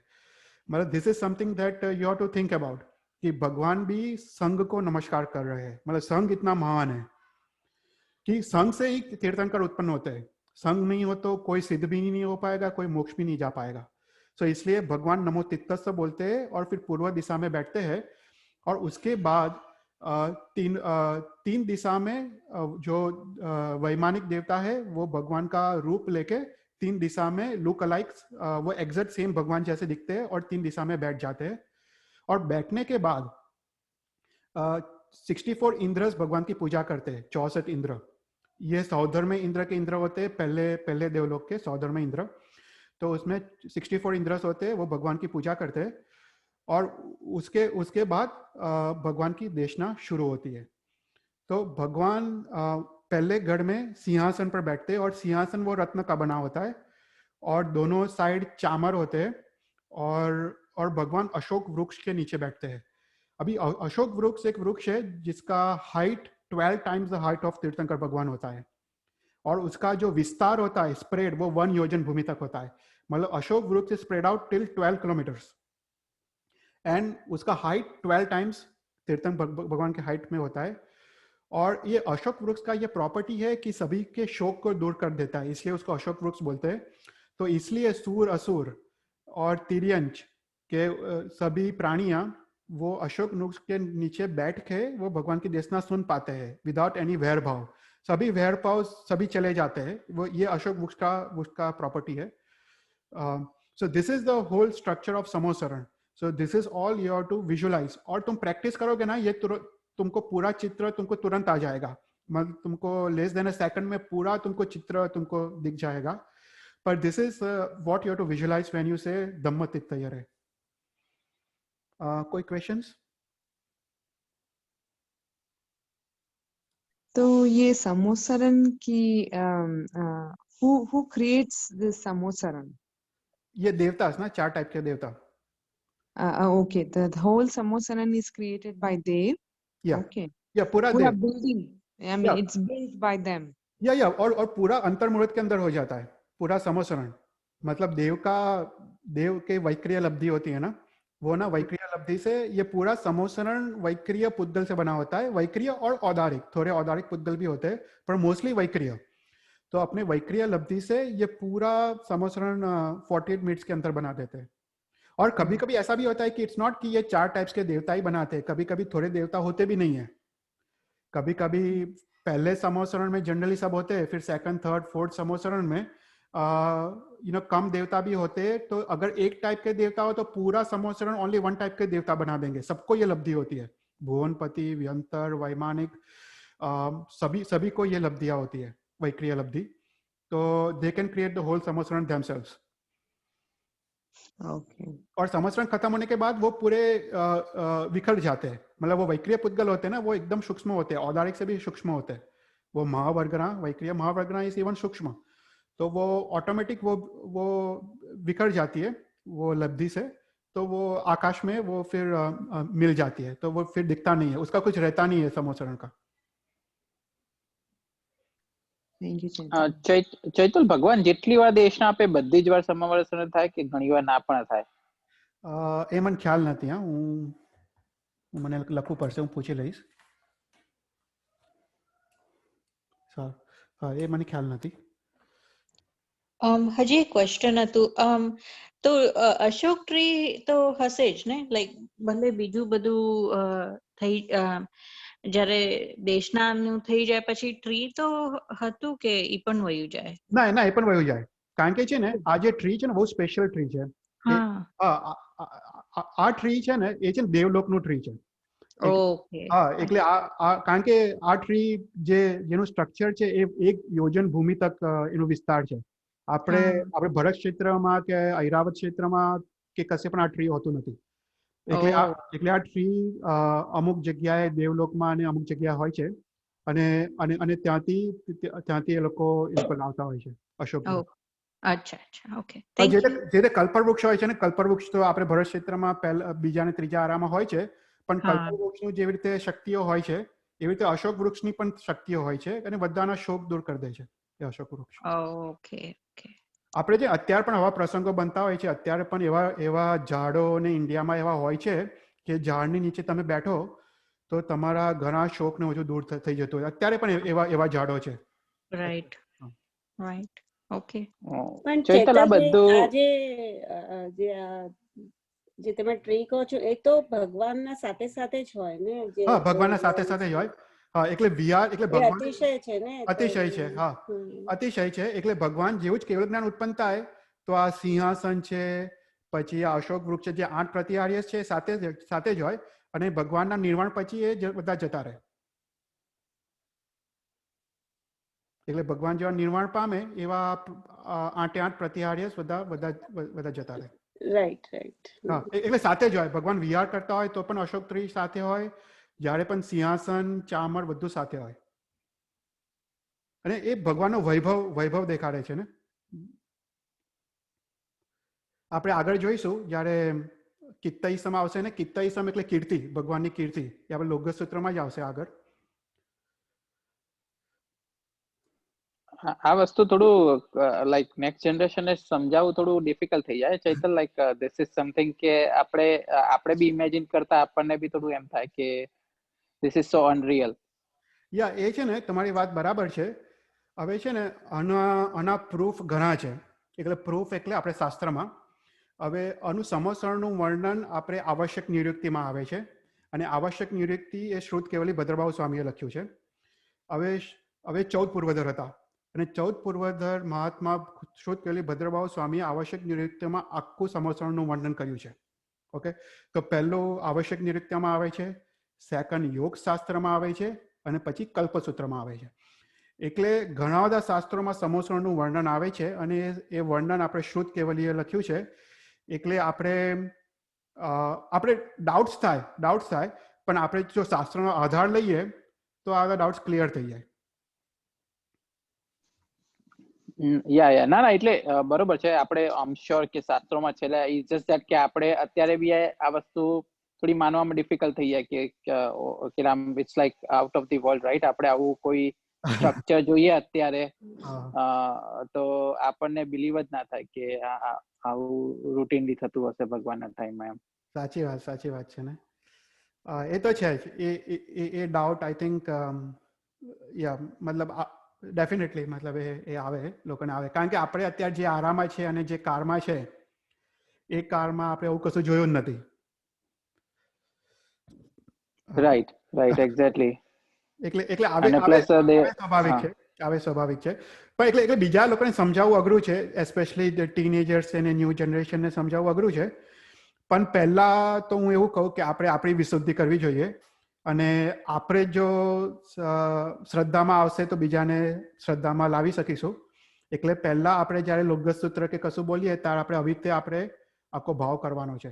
સંકેત, તને તો ખબર છે આપણે યોગશાસ્ત્રમાં સર્વનાશક ધ્યાન પદ્ધતિ છે આખી, અને સર્વ પાપનાશક ધ્યાન પદ્ધતિમાં આખું સમોસરણનું ધ્યાન છે, રાઈટ? તો કલિકાલ સર્વજ્ઞએ આખું સમોસરણનું વર્ણન કર્યું છે. એટલે હવે માનવો જ છૂટકો છે. હવે કલિકાલ સર્વજ્ઞને સ્વયં સરસ્વતી દેવી વંદન કરવા આવતા હતા. વિચાર કરો, સરસ્વતી દેવી સ્વયં કલિકાલ સર્વજ્ઞને વંદન કરવા આવતા હતા. એટલે જો કલિકાલ સર્વજ્ઞ કહેતા હોય સમોસરણ, તો 100% માનવું જ રહ્યું. રાઈટ. હા, એટલે એકદમ જ પછી લાઈક કહીએ ને, પછી એટ ધી એન્ડ તમારી પોતાની શ્રદ્ધા કેટલી એ છે એના પર આવી જાય પછી આ વસ્તુ. કારણ કે તમને ઇમેજિન ના કરી શકો આવું વસ્તુ, પણ પછી તમને શ્રદ્ધા હોય તો પછી માનવામાં આવી જાય એકદમ. હા, એટલે અમુક વસ્તુ શ્રદ્ધાથી જ અત્યારે ગમ્ય છે, એટલે આપણે શ્રદ્ધાના સ્તર પર જ લાવવું પડશે આ વસ્તુ તો. રાઈટ. પછી આપણે we will continue for some more time. આપણે પહેલો આપણે કમ્પ્લીટ કરી દઈએ. પછી નેક્સ્ટ છે જીણે, રાઈટ? જીણે શું છે? અપયાગમન અતિશય. એટલે અપયાગમન અતિશય એટલે શું? વોટ ઇઝ અપયાગમન अतिशय? अपयागमन अतिशय मीन्स कि जहाँ पे भी भगवान विहार कर रहे हैं वहाँ पे 125 योजन भूमि तक, 125 योजन मतलब अराउंड 1500 किलोमीटर्स तक 8 चीज नहीं होते. 8 चीज कौन से है? वो है रोग, शोक, उपद्रव, मारी, मरकी, युद्ध, आतंक और अतिवृष्टि और अनावृष्टि. तो वो 8 चीज का अभाव होता है, वो है अपायागमन अतिशय. और ये अपायागमन अतिशय से जैसे समोसरण में लोग काफी देर तक बैठ भी सकते हैं विदाउट एनी वैर भाव और वो सब, तो ये भी एक अतिशय है, भगवान का अतिशय है, अपायागमन अतिशय. सो व्हेन यू से वर्ड जीने, तुमको ये भगवान का अपायागमन अतिशय सोचने का है. तो what is the meaning of word जीने? अभी जीने का वर्ड वेरी पॉपुलर है और काफी शास्त्रों में इसका वर्णन आता है. तो उत्तराध्यान सूत्र में भगवान महावीर ने खुद इसका डेफिनेशन दिया है. तो उसमें लिखा है कि जो भी 4 कषाय से मुक्त हो, राग, क्रोध, मान, माया, लोभ, उसको जीन बोलते हैं. फिर उसके बाद दैवैकालिक सूत्र में सुधर्मा स्वामी ने जीन का डेफिनेशन दिया है. उसमें बोला है जो राग, द्वेष और मोह से मुक्त हो उसको जीन कहते हैं. और नमोत्तोनम सूत्र में इंद्र महाराजा ने ये इंद्र शक्रस्तव है, राइट। इंद्र महाराजा ने वो डेफिनेशन दिया है कि जो भी 7 भय से मुक्त हो उसको जीर्ण बोलते हैं। So there are 3 definition of word जीर्ण, जो 4 कषाय से मुक्त हो, जो राग द्वेष और मोह से मुक्त हो, और 7 भय से मुक्त हो, नमो जीर्णाम जिय भयाम, उसको जीर्ण बोलते हैं। तो ये 7 भय कौन से है? तो जैसे नमोत्तरम में तुम बोलते हो नमो जीर्णाम जिय भयाम, तो तुमको ये 7 भय तुमको सोचने के, और तुमको सोचने का कि भगवान ने ये 7 भय जीत लिए हैं, और मुझे भी ये भय से निर्भयता, मेरे को भी निर्भयता की प्राप्ति हो, वो बेसिकली भाव लाना है। तो उसमें है, पहला है यह लोक भय। यह लोक भय मतलब फियर ऑफ दिस वर्ल्ड। उसमें ये सभी भय आ जाते हैं, जैसे अग्नि का भय, पानी का भय, या रोग का भय, या जो भी किसी को स्नेक्स का भय हो, वो सभी भय ये यह लोक भय में आ जाता है। फिर परलोक भय। परलोक भय में परभव में दुर्गति मिलना, नरक में पैदा होना, या फिर कोई ऐसे देव तुमको हैरान कर रहा हो, वो सब परलोक भय में आता है। फिर आदान भय। आदान भय में it's a fear of losing something. तो लूजिंग, घर में चोरी होना, या फिर अपने सगा संबंधी जो भी वो लूज करना, तो वो सब आदान भय बोलते हैं। फिर उसके बाद आजीव भय। आजीव भय मतलब जो भी अजीव है, तो अजीव मतलब अर्थक्वेक, ये जो भी नेचुरल कैलामिटीज है, अतिवृष्टि अनावृष्टि, उसका भय। फिर उसके बाद अकस्मात भय मतलब एक्सीडेंट्स का भय। मरण भय, फियर ऑफ डेथ। एंड अश्लोक भय। अश्लोक भय मतलब लूजिंग योर रेपुटेशन, कहाँ पे तुम्हारा वो ह्यूमिलिएशन होना या जो भी होना। तो ये 7 टाइप के भय को भगवान ने कॉन्कर किया है, तो इसलिए उसको नमो जीराम जिय भयाम बोलते हैं। और there is one of the definitions. फिर उसके बाद है लास्ट है हरियंते कित्तईसम, पहले गाथा का। तो हरियंते कित्तईसम क्या है? हरियंते कित्तईसम डिस्क्राइब्स द पूजा अतिशय ऑफ जिनेश्वर भगवान। पूजा अतिशय मतलब क्या कि तीर्थंकर भगवान, हरियंत भगवान इज पूजनीय बाय ऑल द जीव्स, देव, नरक, तिर्यंच और मनुष्य। तो सभी जीव के लिए हरियंत भगवान पूजनीय है, तो वो पूजा अतिशय है तीर्थंकर परमात्मा का। तो इसमें 2 वर्ड्स है, हरियंते और कित्तईसम। तो what is the meaning of अरिहंत? अगेन हम लोग कोई भी डेफिनेशन करते हैं, पर you are to always go to शास्त्र फॉर परफेक्ट डेफिनेशन। तो अरिहंत का डेफिनेशन आवश्यक निरुक्ति में श्रुत केवली भद्रभाव स्वामी ने दिया है, और उसमें डेफिनेशन ऐसा है, जो वंदन नमस्कार के योग्य है, जो पूजा और सत्कार के योग्य है, और जो सिद्धि गमन के योग्य है, उसको अरिहंत कहते हैं। So this is the definition of Arihant. इसमें 3 चीज आती है, वंदन नमस्कार के योग्य, पूजा सत्कार के योग्य, और सिद्धि गमन के योग्य, तो उसको अरिहंत कहते हैं। और कित्तईसम मतलब क्या कि भगवान की मैं कीर्तन करूंगा। अभी कीर्तन जो शब्द है ना, वो कीर्ति से बना है, और कीर्ति मतलब भगवान का वैभव।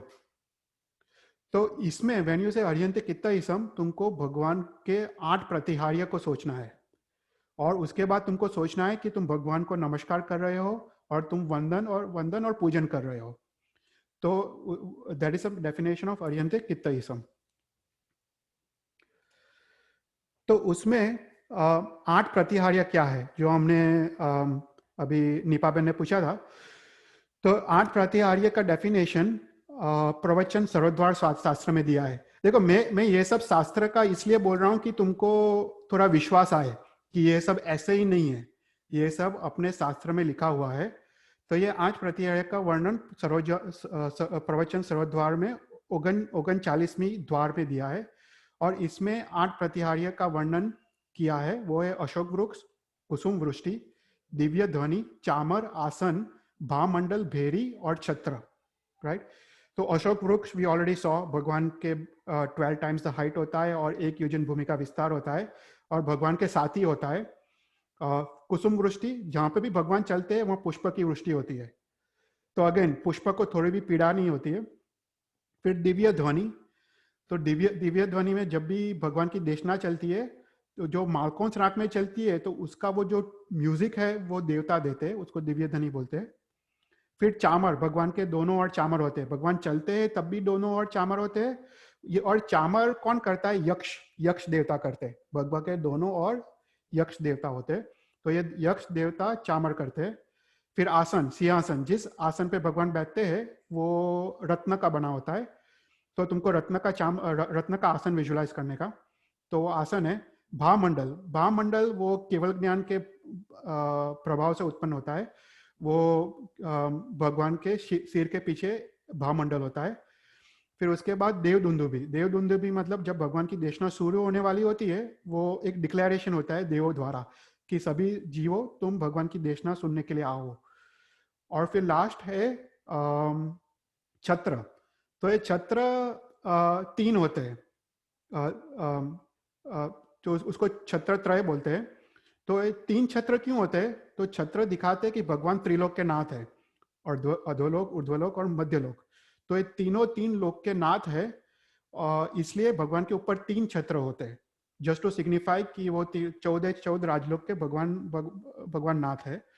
और वो छत्र किसका बना होता है? वो मोती का बना होता है, पर्ल्स का। तो तुमको व्हाइट कलर का पर्ल्स सोचने का व्हेन यू थिंक अबाउट छत्र। और ये सब ना काफी, ये जो 8 प्रतिहार्यस है ना, वो भक्तामृत स्तोत्र में उसकी काफी डिटेल में डेफिनेशंस है। कभी हम भक्तामृत स्तोत्र का अर्थ करेंगे तो एक एक प्रतिहार्य में 2-2 गाथा है। अशोक वृष्टि के बारे में 2 गाथा है, कुसुम वृष्टि के बारे में 2 गाथा है, दिव्य ध्वनि की। तो मतलब यू अंडरस्टैंड कि मानतुंगाचार्य ने ये भक्तामृत स्तोत्र की रचना की है और उसमें 8 प्रतिहार्य का वर्णन किया है। तो ये सब सही होना चाहिए, ये सब गलत नहीं होना चाहिए।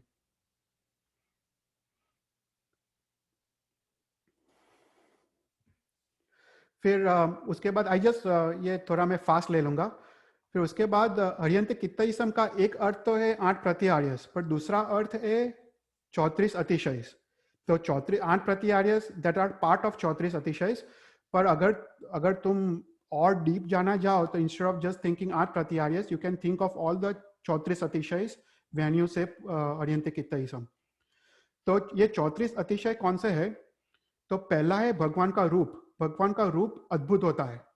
नाउ ये चीज ना, मतलब हम लोग सिर्फ ऐसे ही सोच लेते हैं भगवान का रूप अद्भुत होता है, पर काफी शास्त्रों में इसका डिस्क्रिप्शन आता है। पहले तो भक्तामृत स्तोत्र में तुमने ये गाथा सुना होगा, यही शांत राज रुचि भरपाणु भिस्वम निर्मा पिता त्रिगुणाई कललाम भूत पावंत एव खरुथे परम पृथ्वीम यत्ते समानम परम निरूपमस्ति। तो भगवान मतलब ये भक्तामृत गाथा में भगवान का रूप का वर्णन किया है।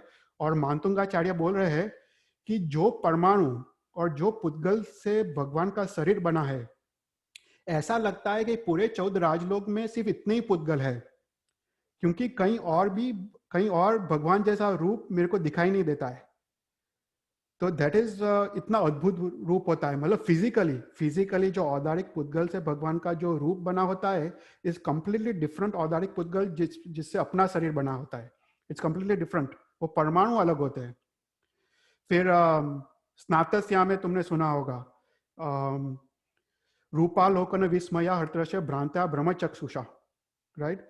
मतलब ये इतना अद्भुत घटना है स्नातस्या में कि जब भगवान को मेरू पर्वत पे ले जाते हैं और भगवान को अभिषेक करते हैं, और अभिषेक के बाद इंद्राणी माता भगवान को हाथ में लेती है, राइट। इंद्राणी माता जब भगवान को हाथ में लेती है तब उसका वर्णन किया है कि वो क्या भाव है। तो बोलते रूपा लोकन विस्मया रतरस्य भ्रांत्या ब्रह्मचक्षुषा। मतलब इंद्राणी माता भगवान को रूप पहली बार इतना नजीक से देख रही है, भगवान को हाथ में उठाया है और वो विस्मय पाती है। रूपा लोकन विस्मया, वो एकदम आश्चर्यचकित हो जाती है कि ऐसा रूप तो मैंने कहीं पे भी नहीं देखा, कि कहीं कोई इंद्र के पास ऐसा रूप नहीं है, समस्त 14 राजलोक में ऐसा रूप नहीं है, और इतना ब्यूटीफुल रूप। और वो रूप से इंद्राणी माता के आंख में आंसू आ जाते हैं, और वो आंसू मतलब इतना ब्यूटीफुल एक्सप्लेनेशन में, पूरा एक्सप्लेनेशन तो नहीं करूंगा, पर वो आंसू जब आते हैं तब इंद्राणी माता को ऐसा फीलिंग आता है कि भगवान को अभी तक अच्छी तरह लूसा नहीं है। तो वो कंटिन्यूअस भगवान को साफ कर रही है, कपड़े से साफ कर रही है, पर भगवान का वो जाता नहीं है क्योंकि उनके आंख में ही आंसू है। तो it is a very beautiful गाथा स्नातस्या में। तो मतलब कहने का मतलब है कि भगवान का रूप अद्भुत है। तो ये सब तुमको बैक ऑफ द माइंड सोचने का कि रियली भगवान का रूप अद्भुत है, ऐसा ही नहीं है कि हमने सिर्फ ऐसा डेफिनेशन दे दिया है। फिर उसके बाद भगवान का श्वासोश्वास वो सुगंधी है। भगवान का जो ब्लड होता है वो भी दूध जैसा व्हाइट होता है और ओडरलेस होता है। और भगवान का जो आहार और निहार का क्रिया होता है वो भी अदृश्य होता है, इनविजिबल होता है। फिर उसके बाद 11 कर्मशय अतिशय होते हैं। तो उसमें जो 8 अतिशय है वो अपायागमन के अतिशय है, जिसमें 8 चीज का अभाव होता है, वो रोग, शोक, उपद्रव, आतंक, कष्ट, वो सब का। फिर दूसरा है कि भगवान की देशना अर्धमागधी भाषा में होती है और 1 योजन भूमि तक होती है। फिर उसके बाद भगवान के पीछे भावमंडल होता है और समूह शरण में 10 करोड़ी लोग बैठ सकते हैं। ये भी एक अतिशय है कि 10 करोड़ मतलब 10 crore type 10 crore, it comes to 100,000 billion. इतने लोग समूह शरण में बैठ सकते हैं विदाउट स्पेस के प्रॉब्लम के बिना। इतने लोग होते नहीं है पर इतना लोग बैठ सकते हैं, वो एक अतिशय है। और फिर लास्ट में है 19 अतिशय बाय देवता। तो काफी हमने देख लिए है।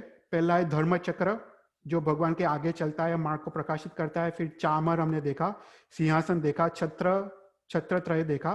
फिर ध्वजा, वो रत्नमय ध्वजा होती है। फिर भगवान को जब केवल ज्ञान होता है ना, उसके बाद वो जमीन पे कभी पाँव नहीं रखते। तो उसमें 9 सुवर्ण कमल की रचना करते हैं देव, और भगवान जैसे ही पाँव उठाते हैं वो 2 कमल आगे आ जाते हैं और 7 सुवर्ण कमल पीछे होते हैं।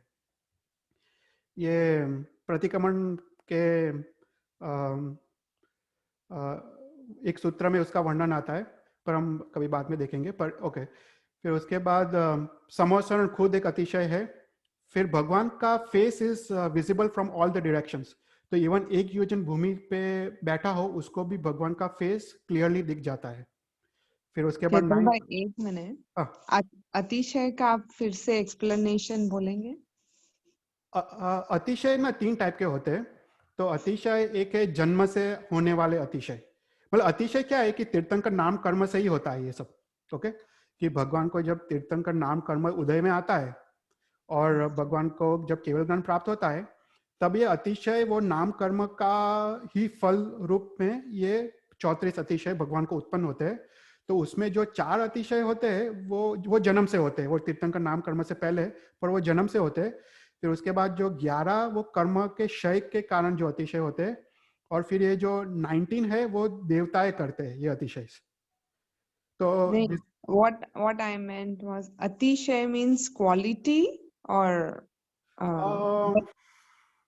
what does अतिशय mean? अतिशय का literal meaning kind of like powers or magic powers or something like that. Okay. या मतलब ऐसा सोच सकते हो, थोड़े powers, it's kind of super power just या समथिंग लाइक दैट। मतलब मैं शायद शास्त्र का डेफिनेशन में शायद कहीं पे ढूंढूंगा कि अतिशय का लिटरल डेफिनेशन क्या है, पर आई थिंक तुम ऐसा सोच सकते हो कि ये सुपर पावर्स बिकॉज ऑफ कर्म के क्षय के वजह से ही होता है, और मोस्टली तीर्थंकर नाम कर्म के वजह से वो कर्म के उदय से ये सब आता है। फिर अशोक वृक्ष हमने देख लिया। फिर उसके बाद ना जहाँ पे भी भगवान चलते हैं ना, तो 4 चीज होती है। फर्स्ट कि जो कांटे होते हैं ना वो उल्टे हो जाते हैं, थॉर्न्स फेस डाउनवर्ड्स। फिर उसके बाद जो झाड़ होते हैं ना वो नमते हैं, ऐसा लगता है कि वो भी वंदन कर रहे हैं भगवान को। फिर उसके बाद जो एनवायरनमेंट होता है वो पूरा अनुकूल हो जाता है, मतलब जो टेम्परेचर है, विंड है, वो एकदम प्लीजिंग होता है। फिर उसके बाद जो पक्षी है वो भी प्रदक्षिणा दे रहे हैं, ऐसा लगता है कि पक्षी भी भगवान की प्रदक्षिणा दे रहे हैं। फिर उसके बाद ये समोसरण के वक्त वो सुगंधी वर्षाद होती है, और फिर पुष्प का भी वर्षा होती है। फिर उसके बाद जब भगवान दीक्षा लेते हैं और पंचमुष्टि लोच करते हैं ना, उसके बाद भगवान के हेयर और नेल्स ग्रो नहीं होते उसके बाद। तो जैसे ही दीक्षा लेते हैं ये कर्म उदय में आ जाता है, और उसके बाद वो हेयर और नेल्स वो ग्रो होना बंद हो जाते हैं। और फिर उसके बाद हमने देखा कि अच्छा, भगवान के तीर्थंकर भगवान के साथ मिनिमम 1 करोड़ देवता साथ में ही होते हैं। कभी भी भगवान जहाँ पे भी हो मिनिमम 1 करोड़ देवता भगवान के साथ होते हैं। तो दिस आर ऑल द 19 अतिशय। तो इसका डेफिनेशन फिनिश हुआ। और एक लास्ट चीज आई जस्ट मेंशन कि व्हेन यू से हरियंते कित्तैषम 34 अतिशय तो सोचना है, पर you also have to think कि भगवान इज वो 18 दोष से मुक्त है। तो ये 18 दोष कौन से है, वो अभिधान चिंतामणि में कलिकाल सर्वज्ञ ने इसका वर्णन किया है। तो अभिधान चिंतामणि में ये 18 दोष का वर्णन है कि भगवान को दानंतराय नहीं होता है, लाभांतराय नहीं होता है, भोगंतराय नहीं होता है, उपभोगंतराय नहीं होता है, वीर्यांतराय नहीं होता है, मतलब 5 अंतराय कर्म नहीं होते, राइट। मतलब दान अंतराय मतलब क्या कि किसी के पास पैसा हो और वो दान देने की इच्छा नहीं हो, उसको दान अंतराय बोलते हैं। फिर लाभ अंतराय मतलब किसी को कोई चीज का लाभ न मिले, जैसे हमारे में शास्त्र में आता है कि कंधक मुनि को 6 महीने तक भिक्षा नहीं मिली, वो लाभ अंतराय। जैसे ऋषभदेव भगवान को खुद लाभ अंतराय था, राइट, उसको 400 दिन तक उनको भोजन, उनको वो नहीं, गोचरी नहीं मिला, तो वो लाभ अंतराय कर्म का उदय। फिर भोग अंतराय मतलब तुम किसी चीज को तुम भोग नहीं कर पाओगे, तुम जैसे खाने की चीज, राइट, तुमको शरीर में रोग हो तो तुम खा नहीं पाओगे, उसको भोग अंतराय कर्म का उदय कहते हैं। उपभोग अंतराय मतलब जो उपभोग की आइटम्स है, जैसे कपड़े, जो वो उपभोग है, तुम काफी बार उसको यूज कर पाओ, उसको उपभोग बोलते हैं। तो जैसे उसका तुम यूज नहीं कर पाओ, सपोज तुमको एलर्जी हुआ हो and you can not wear certain types of clothes, वो उपभोग अंतराय का उदाहरण है। फिर वीर्यांतराय, वीर्यांतराय में क्या होता है, तुम तप नहीं कर पाओगे, तुमको शरीर अच्छा मिला हो पर फिर भी तुमको तप करने का भाव नहीं जागेगा, वो वीर्यांतराय है। तो भगवान को ये 5 अंतराय कर्म नहीं होते। और फिर भगवान को शोक, निद्रा, भय, राग, द्वेष, रति रति, अज्ञान, मिथ्यात्व, हास्य, अवीरति, निंदा और काम, तो ये 18 दोषों से रहित भगवान होते हैं। तो व्हेन यू से हरियंते कित्तईसम, ये 18 दोष से रहित भी भगवान को सोचने का है। ओके। और फिर द लास्ट है 24 केवली। और इसमें 24 केवली मतलब क्या कि 24 केवल ज्ञान भगवान, बट ये पी शब्द है ना, पी का अर्थ है पण, मतलब 24 पण केवली, मतलब 24 के साथ अनंत भगवान। तो ऐसे मैंने ये चित्र डाला है। तो वेन्यू से 24 केवली तुमको सोचने का कि नॉट ओनली 24 तीर्थंकर भगवान बट अनंत अनंत तीर्थंकर भगवान। तो तुमको वो एक पिक्चर तुमको विजुअलाइज करने का कि तुम्हारे सामने अनंत अनंत तीर्थंकर भगवान है, वेन्यू से 24 केवली। ओके। तो ये फर्स्ट गाथा का अर्थ था। तो लोगस उज्जवग्रे हमने देखा ज्ञान अतिशय, दम्म तित्तयरे वाचना अतिशय, जीणे अपयागमन अतिशय, हरियंते कित्तईसम पूजा अतिशय, और 24 केवली मतलब 24 और अनंत अनंत तीर्थंकर भगवान। सो ये अभी हमने सिर्फ फर्स्ट गाथा का मीनिंग देखा लोगस सूत्र का। शायद नेक्स्ट टाइम होपफुली हम कंप्लीट कर पाएंगे लोगस सूत्र। तो या if you have any questions या बोलो, पूछ सकते हो। તો આપણે જેમ કહીએ કે લોગસ આપણે બોલીએ ત્યારે એકદમ સ્ટ્રેટ બેસવું જોઈએ and we do not move, અને આપણે કૌશગમાં બેસે. Is that a reason because it has so much meaning behind it? ના ના, એટલે લોગસ સૂત્રમાં છે ને બે રીતનું છે. તમે કૌશગ કરો તો કૌશગ મુદ્રામાં, રાઈટ. તો જ્યારે લોગસનો કૌશગ આવે તો એ વખતે કૌશગ મુદ્રામાં. તો એ વખતે કૌશગ મુદ્રા એટલે આપણે ખબર નહીં, તમે મારો લાસ્ટ ક્લાસ તમે જોયો હશે, આપણે જે કૌશગ મુદ્રાનું વર્ણન કર્યું તો એમાં શ્રાવકના 19 દોષ રહિત હોય અને શ્રાવિકાના 15 દોષ રહિત મુદ્રા હોય. એટલે તમે સ્થિર રહીને તમે એ કૌશગ મુદ્રામાં તમે લોગસનું ધ્યાન કરવાનું હોય છે. અને કૌશગ એ છે ને ધ્યાન માટે છે. એટલે કૌશગ તમે ખાલી બોલી નહીં જવાનું. એટલે આપણે આ સૂત્રનો આપણે અર્થ કેમ જોઈએ છે કે આપણે તમે પહેલા તો શ્વાસોશ્વાસ જોડે કોર્ડિનેશન થાય તો તમારો માઇન્ડનો ઉપયોગ તમારે શ્વાસોશ્વાસમાં જાય, પછી એના પછી તમારે ચક્ર પર ધ્યાન જાય તો તમારે વિતરાગતા પ્રાપ્ત થાય, અને પછી તમારો ઉપયોગ લોગસના અર્થમાં હોય તો પછી તમે આ 3 વસ્તુ કરો ને પછી તમારો કોઈ પણ સંજોગોમાં તમારો ઉપયોગ બહાર નહીં જાય. રાઈટ. સંજોગોમાં એટલે મારા પપ્પા, મને આઈ ડોન્ટ નો, તમે તો ખબર છે મારા પપ્પા, તો એ તો રોજે સામે કરે તો 48 મિનિટ એ લોગસ સૂત્રનું ધ્યાન જ કરે કૌશગમાં. તો અત્યારે એમને એ છોડી દીધું કારણ કે એ વાંચવાનું સ્ટાર્ટ કર્યું, કારણ કે ક્લાસીસ લે છે ને એટલે થોડું વાંચે છે. પણ પહેલા એ 48 મિનિટ એ જેવું સામે લે એ તરત કૌશગમાં જતા રહે અને 48 મિનિટ સુધી એ લોગસ સૂત્રનું ધ્યાન કરે, અને એ પણ શ્વાસોશ્વાસ સાથે. તો એમને તો એટલું પરફેક્શન આવી ગયું છે કે આખું શ્વાસોશ્વાસ સાથે આખું લોગસ સૂત્રનું ધ્યાન કરે અને કમ્પ્લીટલી 48 મિનિટ સુધી. અને એનું અદ્ભુત મતલબ એનું બેનિફિટ્સ ઇઝ જસ્ટ અનઇમેજિનેબલ. તમે એક કરો અને પછી તમને જે આનંદની અનુભૂતિ થશે, તમને એવું લાગશે કે બીજું કશું કરવા જેવું નથી લાઈફમાં. મતલબ યા that is the thing, right? તો ધેટ ઇઝ વન. એક કાઉસર્ટમાં એક લોગસ સૂત્ર કરો. પણ બીજું જ્યારે તમે નોર્મલ તમે લોગસ બોલો તો એની મુદ્રા અલગ છે. એની મુદ્રા છે ને તમે થોડું તમે આગળ ઝૂકવાનું છે, કારણ કે વંદન સૂત્ર છે. એટલે તમે જે રીતે વંદન કરો છો એ તે આગળ આવીને થોડું ઝૂકવાનું છે અને તમે હાથથી નમસ્કાર કરો, નમસ્કાર મુદ્રામાં.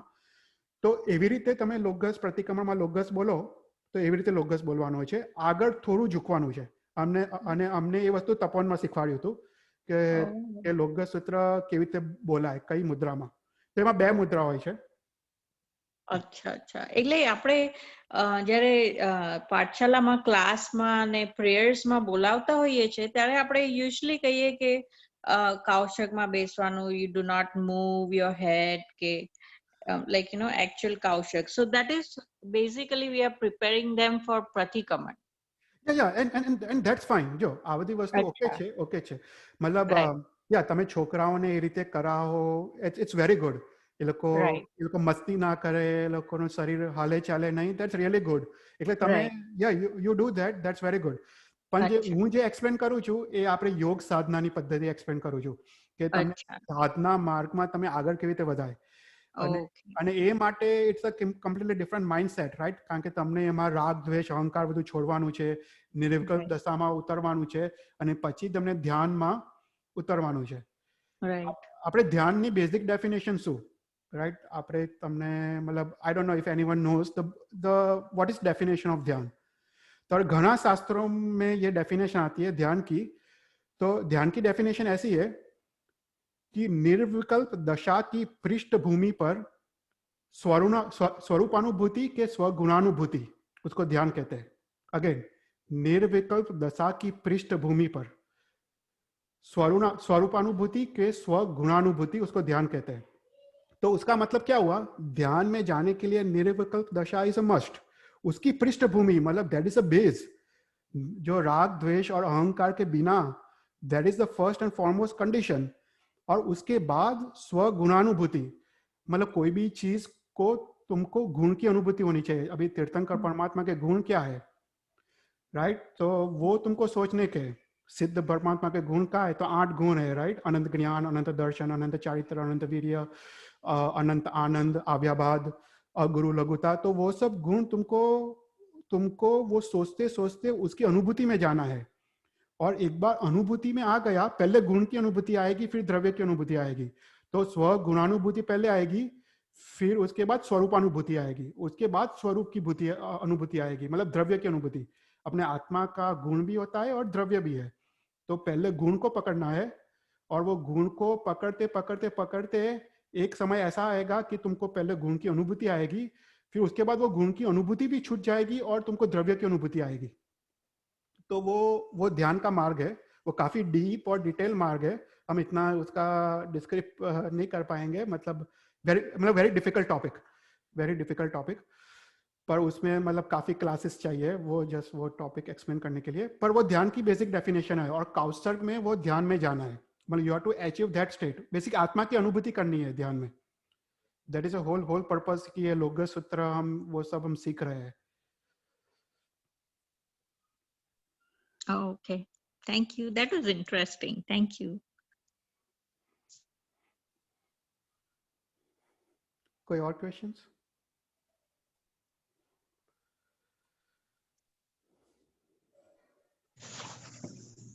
इतने साल से लोगस कर रहे हैं पर अभी ऐसे लग रहा है कि आज हम लोगस आज सीख रहे हैं. चित्रमा. Yeah, exactly. नहीं, मैं तो बोलता हूँ कि एटलीस्ट ये सब सुनने के बाद इम्प्लीमेंट करो. तभी ये सब का मतलब है. अभी तक हमने जो भी सीखा, मतलब 5 अनुव्रत, 12 व्रत, 14 नियम, और फिर उसके बाद काउसर्ग कैसे करने का. तो ये सब तुम प्रैक्टिस में लाओ. ये सब प्रैक्टिकल क्लासेस है. तो फिर प्राणायाम, द्रव्य प्राणायाम से भाव प्राणायाम, तो ये सब तुम प्रैक्टिस में जब तक नहीं लाओगे ना, उसका बेनिफिट्स नहीं मिलेगा. तो ये सब तुमको प्रैक्टिस में लाना है और एक सामयिक करके तुमको प्रैक्टिस में लाना है. क्योंकि सामयिक में क्या होता है कि तुम सबसे वर्ल्ड से पूरे निकल जाते हो, तुमके वर्ल्ड के साथ तुम संबंध तोड़ जाते हो. तो उसके बाद ये सब बहुत इजी हो जाता है। सामयिक के बिना ये सब बहुत मुश्किल होता है, पर एक बार सामयिक तुमने ले लिया, और सामयिक की भी काफी ताकत है, राइट? तुम कर्मी बनते तब जब तुम उच्चारते हो तो वो शक्ति तुमको, वो हम कभी बात करेंगे वो सब क्या प्रक्रिया है, पर वो शक्तिपात की प्रक्रिया है। हम कर्मी बनते बोलते हैं, वो एक्चुअली क्या है, शक्तिपात की प्रक्रिया है।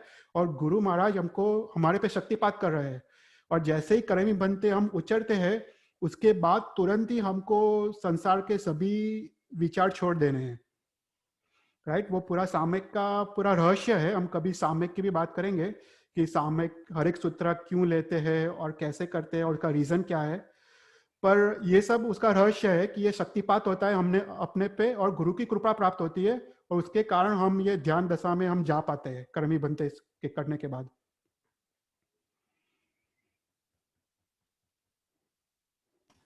ओके चेतन भाई, ये जो आपने नवकार का जो बताया था, breathe in and breathe out करके कैसे हम नवकार मंत्र बोलते, तो वैसे लोगस में 25 में कैसे होगा? I was still wondering. या वो ना, जब चंदे सुनने मिल रहा है, तब काउसर कर रहे हो ना, तो 25 पद आता है, राइट? तो मैं अभी भी सोच रही हूँ कैसे। जैसे लेट मी गो बैक। और अगर देखो तुमको अगर ये श्वासोश्वास का डिफिकल्ट हो रहा है तो मत करो, यू नो, मत। No, I wanted to try that out actually. या ऐसे तो मेरे को थोड़ा डिफिकल्ट हो रहा है, पर पापा ने तो एक्सपर्टीज कर दी है। पापा तो मेरे को पूछते कि तेरे से क्यों नहीं होता है। ओके। या मेरे को तो ऐसा सवाल करते हैं। मैंने बोला कि मैं काफी टाइम से ट्राई कर रहा हूँ, मेरे को थोड़े टाइम तक होता है, 4-5 लोग तक होता है, फिर मेरा छूट जाता है। ओके। या पर मतलब ये प्रैक्टिस ही है। पर अगर नहीं करना हो तो you can skip this step. देखो मतलब जैसे नौकार मंत्र भी श्वासोश्वास से नहीं करना हो, दैट्स फाइन। लोगस सूत्र भी श्वासोश्वास से नहीं करना हो, दैट्स फाइन। तुम एटलीस्ट सेकंड स्टेप पे जाओ। तो नौकार मंत्र को चक्र पे केंद्र करो, वो मच इजियर है। और लोगस सूत्र को भी चक्र पे केंद्रित करो और उसका अर्थ की अनुभूति करो, तो वो भी इजियर है। अगर श्वासोश्वास थोड़ा डिफिकल्ट है, पर ये क्या है कि योग शास्त्र में लिखा है ये सब चीजें, इसलिए मैं बता रहा हूँ। तो लोगस सूत्र जब तो चक्र पे हम लोग कंसंट्रेट करते हैं, तो उसमें मतलब ये जो चक्र आप हो, तो इसके पीछे एक ह्यूमन है, राइट? तो इसके पीछे मुझे ह्यूमन को रखना है या भगवान को? नहीं, अपने अपने अपने चक्र। अच्छा। तुमको कुछ और सोचना ही नहीं है, तुमको तुम्हारा चक्र सोचना है। ओके। या और ये चक्र ना तुमको धीरे धीरे प्रैक्टिस से आ जाएगा। मेरे को धीरे धीरे आ गया है। अभी तो मेरे को लगता है कि ये पॉइंट पे एनर्जी है, यू कैन फील इट। या यू कैन फील इट। मतलब तुम एक बार ये नौकार मंत्र का तुम ट्राई करो, लोगस का शायद बाद में ट्राई करो। पहले जस्ट ट्राई नौकार मंत्र। और नौकार मंत्र में दिन में जैसे 3 नौकार मंत्र, जस्ट ट्राई 3 नौकार मंत्र।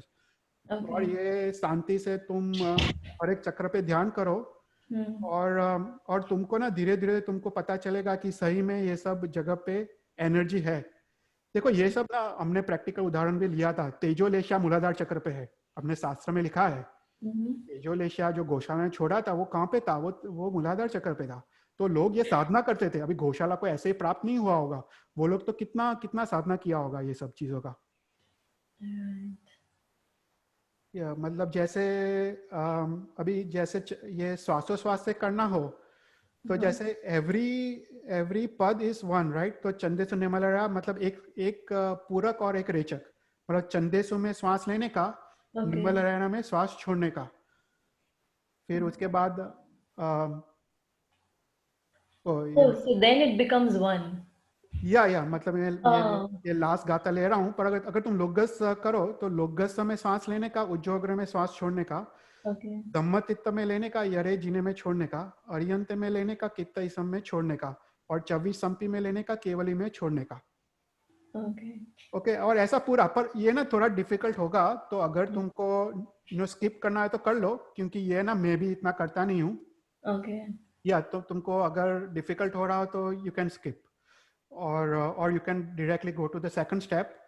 और अगर सेकंड स्टेप भी अगर डिफिकल्ट हो रहा हो तो just go to third step. या मतलब थर्ड स्टेप तो इज वेरी इंपॉर्टेंट। अगर थर्ड स्टेप को छोड़ो तो तुम्हारा काउसर का कोई मीनिंग ही नहीं है, क्योंकि तुमको उपयोग तो अर्थ का रखना ही है। तो नौकार बोलो तो नौकार का अर्थ तो सोचना ही है, लोगस बोलो तो लोगस का अर्थ तो सोचना ही है। अदरवाइज वो सिर्फ द्रव्य क्रिया हो जाती है, वो भाव क्रिया नहीं रहेगी फिर। तो फर्स्ट सेकंड स्टेप अगर बहुत डिफिकल्ट हो रहे हो तो छोड़ दो। या पर नौकार मंत्र में second step is very easy. लोगस में शायद डिफिकल्ट होगा, पर नौकार में you will be able to achieve. पर थर्ड स्टेप तो तुम प्रैक्टिस करो और बहुत प्रैक्टिस करो कि तुम्हारा माइंड कहीं और जाए नहीं. एंड आई फील कि थोड़ी टाइम है ना, देख देख के प्रैक्टिस करने में भी then it will help us out actually. या और द मेन चीज मैं क्या बोलता हूँ, ये सब चीजें तुमको बाय हार्ट होनी चाहिए. मतलब ये जो बता रहा हूँ ना, that you have to by heart. तभी तुम काउसर में जाओगे, आंख बंद करोगे, तब तुम सोच पाओगे. राइट? अभी तुमको ज्ञान नहीं होगा और तुम क्या सोच पाओगे. राइट? तो वो भी चीज है कि तुमको ये सब जो है क्लासेस, वो काफी सारी चीजें तुमको बाय हार्ट करनी है. और एक बार बाय हार्ट करने के बाद तुमको फिर इजी हो जाएगा. तो तुम आंखें बंद कर पाओगे. राइट? अभी तो आंखें ओपन करके काउसर कैसा होगा, बहुत मुश्किल है. तुम्हारे दृष्टि में संयम नहीं आएगा. हमारे दृष्टि संयम लिखा है काउसर में. तुमको अभी आंख खुले हो तो इधर उधर सब कुछ दिखेगा, तुमको वो दृष्टि में संयम नहीं आएगा. तो दृष्टि संयम के लिए तुमको आंखें बंद करो तो ज्यादा बेटर है. और फिर उसके बाद आंखें बंद करो तो तुम फिर सोच पाओगी और तुम उसका अर्थ में जा पाओगी.